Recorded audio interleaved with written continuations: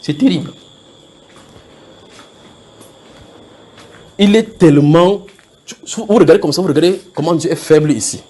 Vous dites, comment Dieu peut être faible comme ça? Parce qu'il est fort partout. Vous dites, qu'est-ce qui peut le manquer? Effectivement, vous voyez qu'une seule chose qu'il ne peut pas faire, c'est qu'il fait tout. Et il ne peut pas ne pas tout faire. C'est grave, pas vrai, frère, d'être Dieu. D'aller sur la tête, d'être sur la tête. Souvent, il me pose la question sur le monsieur, si on peut l'appeler monsieur. Comment il fait pour entendre les voix de toutes les langues en même temps? Il ne te dérange pas. Tu dors ici, par exemple, tu as dit quelque chose, quelqu'un te dit que tu vas te tourner à quelqu'un, tu vas dire, ah, tu me déranges. Mais lui, il ne dit pas ça. Il entend tout. Il résout tout. Pendant qu'il entend les cris des hommes, il entend les cris des gens qui sont morts depuis, parce que pour eux, ils ne sont pas morts. Pendant qu'il discute là-bas, waouh, il entend. Les fourmis qui doivent manger les petits insectes, il entend.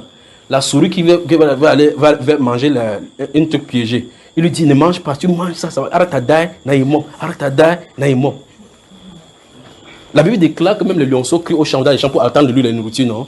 Pendant que le lionceau dit, waouh, il dit, Seigneur, tu m'as mis dans cette savane pour faire quoi? Tu as dit que c'est le roi de la savane. La nourriture est où? Une hyène qui est sortie sans prier, il dit que, ouais, c'est où? Il dit que toi, tu n'as pas prié aujourd'hui, n'est-ce pas? Va par là-bas. Alléluia. Parce que le lionceau a demandé quoi? La nourriture. La nourriture. Il dit que va par là-bas. La Bible déclare qu'ils ferment les mains, ils expirent.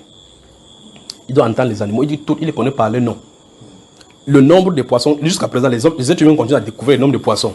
Il connaît chaque poisson qu'il a mis sur la terre. Imaginez un peu quelqu'un. Si c'est ton cerveau, tu lis 2 livres, ta tête pète le plomb, pas vrai? Après, un être humain sur la tête dit qu'il est Dieu, il tape sa poitrine. Il tape sa poitrine comme ça, à la hauteur de sa tête, il ne connaît pas la distance. Donc, vous avez le message. Prenons le 7e.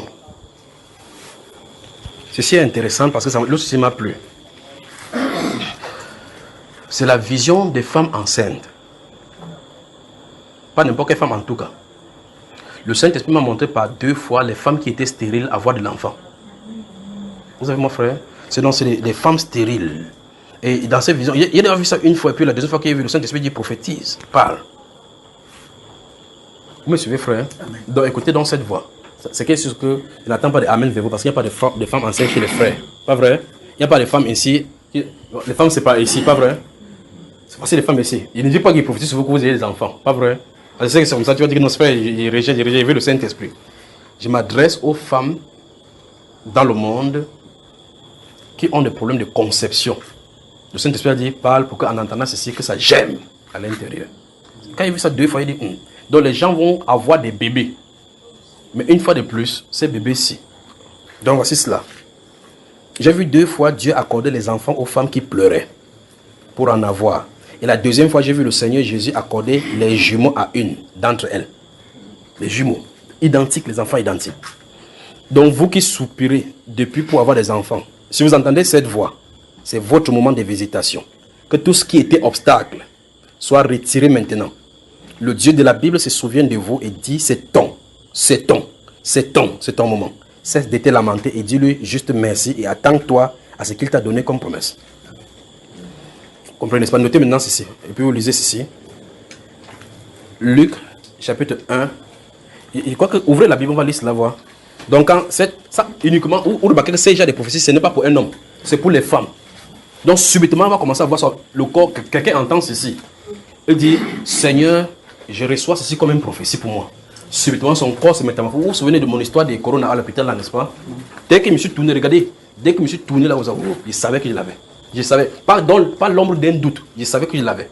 Donc, quand j'ai bougé le pied comme ça, pour bouger, je savais que je l'avais parce que c'est venu sur moi. Amen. En tout cas, c'est un esprit, vous savez ça, n'est-ce pas? Oui.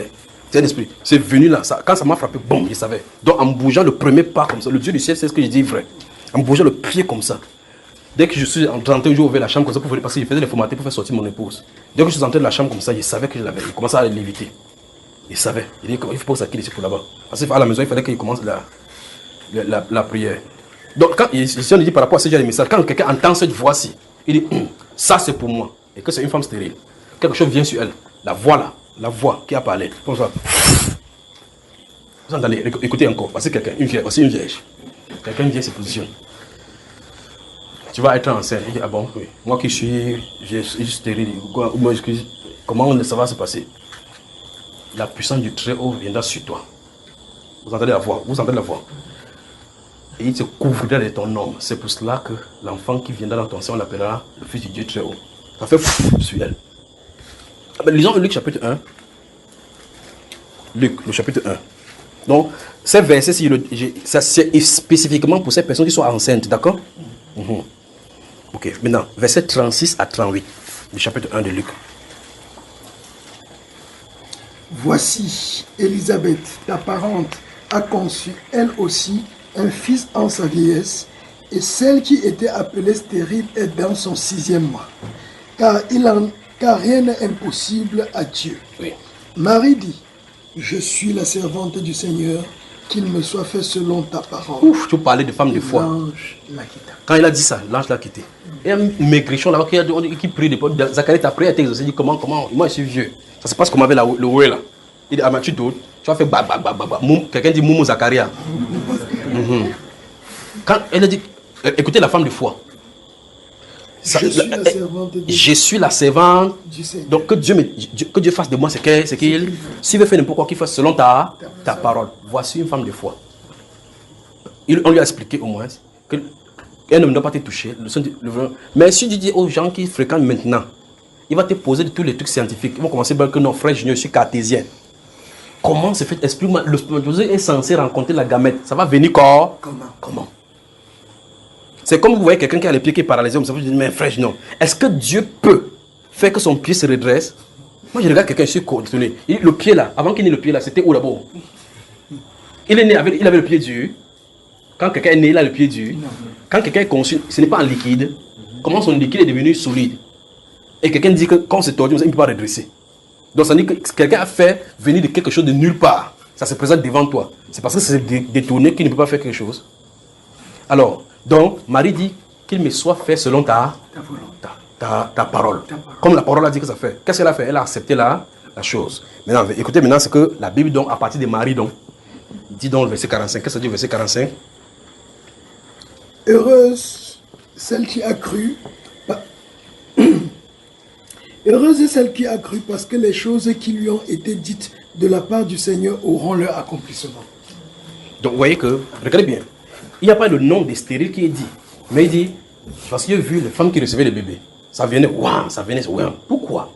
Une fois de plus, vous voyez, il dit quelque chose, il dit le pourquoi. Dieu veut armer certains jeunes enfants qui vont sortir nouvellement sans les tâches bizarres de notre monde. Ce style d'enfants, c'est des enfants qui viennent et ils viennent à un moment donné, et puis le Saint-Esprit vient sur la place. Ça prend le contrôle de l'enfant. Les enfants grandissent, 7 ans, vous voyez les enfants qui vont faire des trucs bizarres, les miracles et autres. Qu'est-ce que Dieu est en train de faire? Il veut tirer les louanges dans les enfants qui sont dans la mamelle. Donc, vous voyez, quelqu'un dit que je suis stérile, ouais, pourquoi? Dieu n'a pas obligé de dire son plan. Et remarquez comment il bloque le ventre de Sarah pour donner Isaac. Il bloque pour Anne pour donner Samuel. Il bloque pour la femme de Manoah pour donner Samson.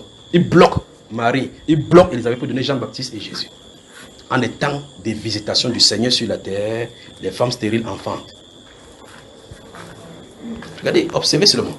Au moment où Dieu veut délivrer le peuple sur la terre, sur ses grands messages, les femmes stériles enfantent. Vous avez remarqué cela? Vous avez remarqué cela maintenant? Voilà. Alors donc, ces femmes-ci, vous dites, c'est qui? C'est qui? Quand le message te concerne, tu sais que c'est de toi dont c'est les questions. D'accord, frère? Voilà. Voilà pour les femmes enceintes.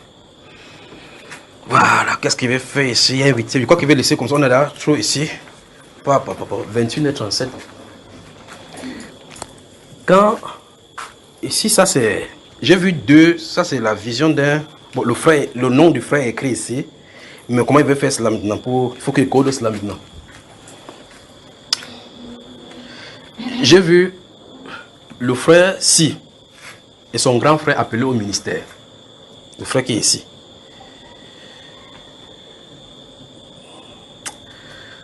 Bon, la prochaine fois. Donc, c'est l'appel au ministère. J'ai vu, bon, c'est quelqu'un avec son grand frère. Je les ai vus appeler au ministère. Et je voyais le fonctionnement du grand frère, je voyais le fonctionnement du petit frère.